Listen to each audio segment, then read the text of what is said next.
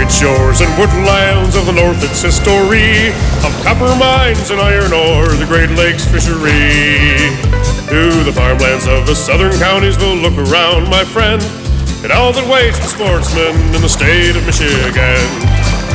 And sometimes when the moon brings out the diamonds in the snow, and the stillness of the forest lies encased in Arctic cold, the wind might whisper through the trees, listen if you can, it tells you all the beauty in the state of Michigan.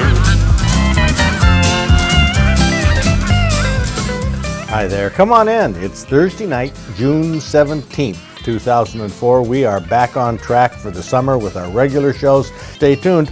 I'm Fred Trost, and we have a show for what I like to think is the intellectually enlightened practical sportsman. Stay tuned.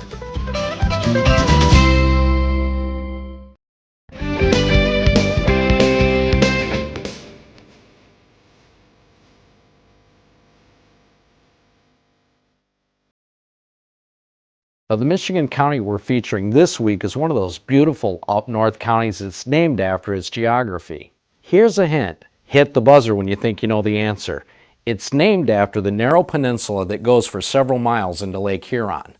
The Keweenaw Peninsula goes into Lake Superior, the Leelanau Peninsula goes into Lake Michigan, and it's the Presque Peninsula that juts into Lake Huron. It's located right here on the northeastern side of the tip of the mitt. The name Presque is a French word that means almost an island, which is what the French fur traders called this area because they had to portage their canoes and furs over the peninsula to the mainland. In this day and age, TV people are always having to apologize to people who live in different areas for comments they make about the area. I don't want anybody to take this the wrong way, but Presque County, for all of its beauty, was very slow to be developed. In fact, because the area had no navigable river, a surveying party in 1839 reported back to the state of Michigan that the land that would later become Presque County was worthless. But it turned out to not be totally worthless. In the 1860s, the forests of Presque helped feed the lumbering boom. It wasn't until 1907 that a mining engineer and geologist from New York by the name of H.H. Henshaw discovered huge limestone deposits in the area. During the past century, Rogers City became the site of the world's largest limestone processing plant. Rogers City is the county seat of Presque County and is known as the Nautical City. It's located on one of Michigan's most undisturbed natural sections of Lake Huron shoreline, which makes it one of the most scenic drives in Michigan's Lower Peninsula. Another town of interest is Onaway, located at the western edge of Presque County at the junction of M68 and M33. Onaway is named after an Indian maiden and has become known as the sturgeon capital of Michigan. The prehistoric sturgeon is the largest fish in the Great Lakes. It can grow over 7 feet long, live for 150 years, and weigh over 300 pounds. These monsters live in the deep recesses of Black Lake, a part of which lies in Presque County. This beautiful area has almost 100 inland lakes, 72 miles of shoreline twisting along scenic Lake Huron, over 300 miles of streams, and 100,000 acres of public land. With these resources, Presque County contributes its share of entries to our Fish and Game Hall of Fame.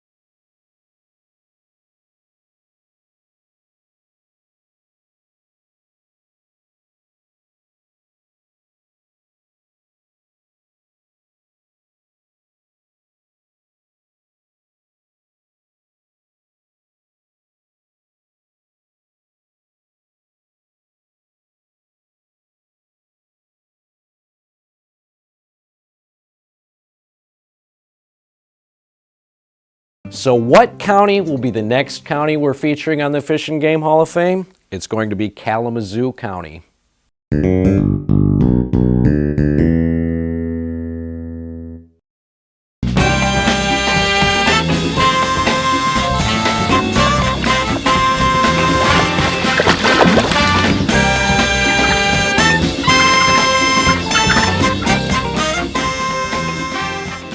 Leo Meisowitz from Allen Park was not hunting. It was quite a distance from Allen Park.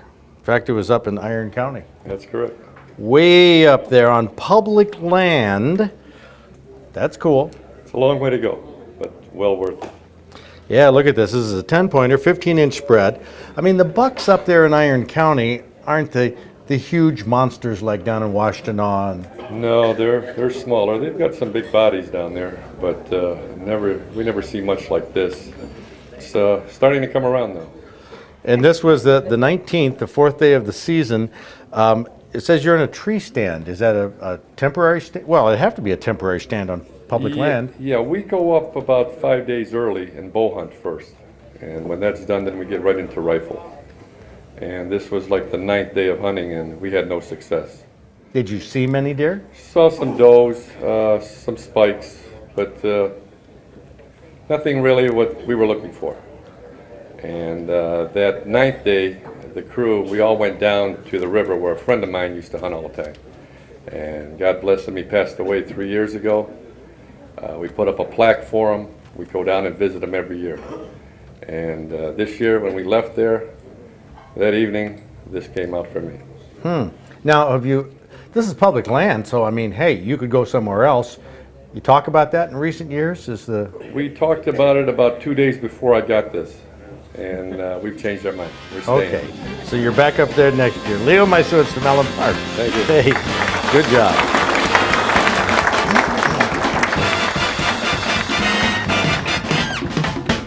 From Northville, we have Leonard Bogroski, who has a big fishing hole in his backyard called Lake St. Clair, but he doesn't fish for muskie there. No. He goes way up to Chippewa County, Muskong Bay, around Barbeau, and got a 51.5-incher. Yes, #1 in the state of Michigan. We're catch and release.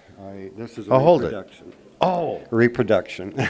Well, you can see why for a second I was wondering. Oh, you can see. Oh, look at this, Mary. I think you can see with the light shining through that really isn't, the fin. That is a fiberglass, Yeah. plastic, whatever. Fiberglass. But they painted both sides of it. So that's a reproduction, and does it look pretty much like yours? Exactly. It's, like I said, 51.5 inches long, 22.5-inch girth, 35.5 pounds. Took me a half hour to land it in 6 feet of water. Never seen it until it was worn out and got it up near the boat. Soon as we netted it, it spit the hook out. I mean, as soon as we netted it.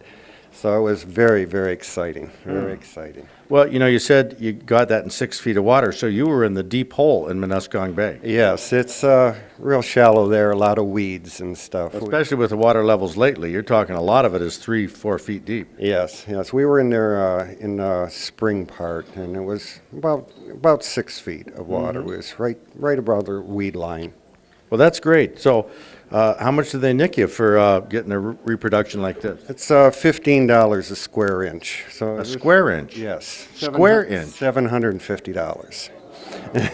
So they measure so they go up the fin one side and down the other? No. They go from the tail to the nose, Uh-huh. and then you go with the girth and everything, and they figured it out real good.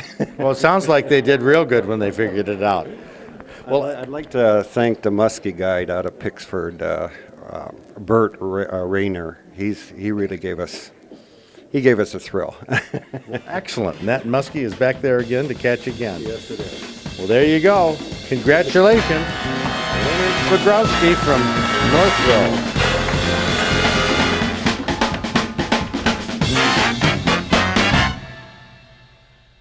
Now, this is the old videotape that has the show of June 17th, 1982 on it, but unfortunately this tape is so bad that the magnetic particles are sloughing off and clogging our playback machine. So Zachary found, as a substitute for tonight, a program from 1979 to put on this week's PSF video network. It was the last show of the series I called Michigan Weekend, the forerunner to my version of what was Michigan Outdoors. Now, I didn't do Sportsman in the Law or Outdoor News in those days, but I did have a guest who caught a salmon that had two mouths, sort of like a politician. That was back in 1979. Now here is an unusual fish head. It's the head of a Chinook salmon, and of all things, it has two mouths. At least that's what Virgil Edwards tells me. Virgil came all the way from St. Louis, Michigan, to bring this fish head that you caught. Well, you caught the whole fish, but you brought the head. Caught the whole fish. Ate the rest of it. When did you catch it? Tell me the circumstances. Well, we caught it at Manistee Lake, and it was about 1:30 in the morning. Oh, And night we were fishing. night fishing. It's more quiet then. You can get the boats out there to disturb your fishing. Mm-hmm. And we were slackline fishing, is what I generally call it. And me and Vern Banky, that's a friend of mine. And we had caught the fish, and we had two other fish in the boat. And the fish looked unusual to us, but we didn't pay any attention to it till we got up to shore the following morning, to clean them. And I said, my God, that sure is a weird-looking fish. We ought to contact the DNR and see what the devil they got to say about it. And you found out that this Chinook indeed has two mouths, the primary mouth here and a smaller one. The smaller mouth actually has teeth in it. Where did the small mouth go? It actually goes back through here and into the lining of the stomach. It has to, both mouths feed into the stomach itself. So do you think it's possible that the smallmouth actually worked and could catch minnows? Oh, definitely, because the bottom jaw here does work as much as the top jaw does right here. So it has muscles in it too. Yes, it does. An unusual fish, undoubtedly a mutation. Well, isn't that something? What are you going to do with this head? Well, I'm going to have it mounted and keep it. I think eventually I don't believe anybody will ever catch another one. You know, Marlon Brando movies were popular years ago with all on his motorcycles. Well, let's go up to Boblo Island next to Mackinac Island in northern Lake Huron and find out what the young thugs up there do in the summer, very similar to Marlon Brando and his movies.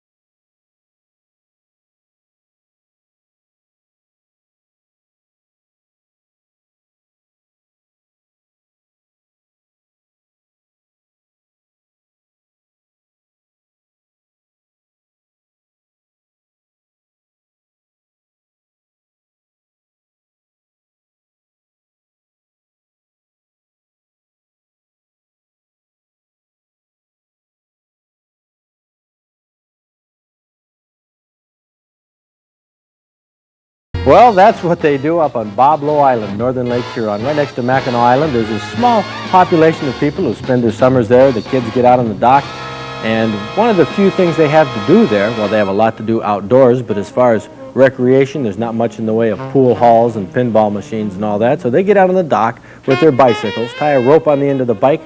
Reason for that is so they can haul it up easily and try it once again.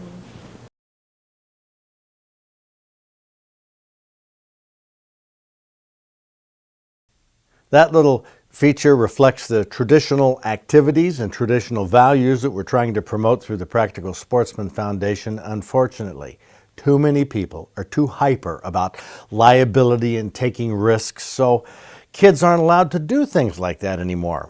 It's too bad because I think kids need to be creative and active and take risks and take tumbles in order to learn lessons in life.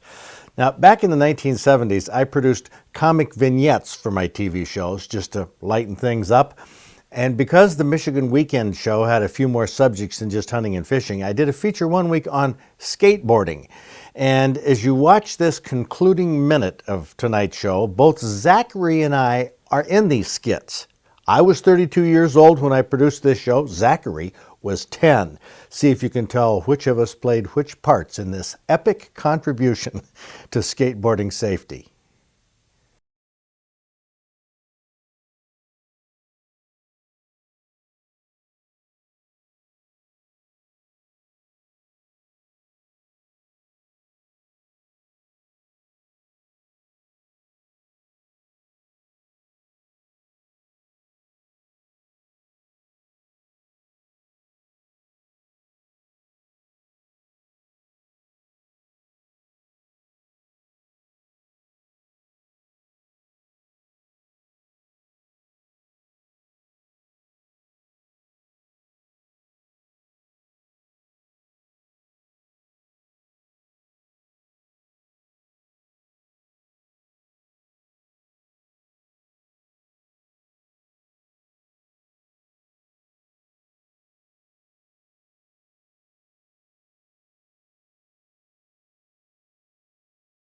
And you wonder why I look like I do.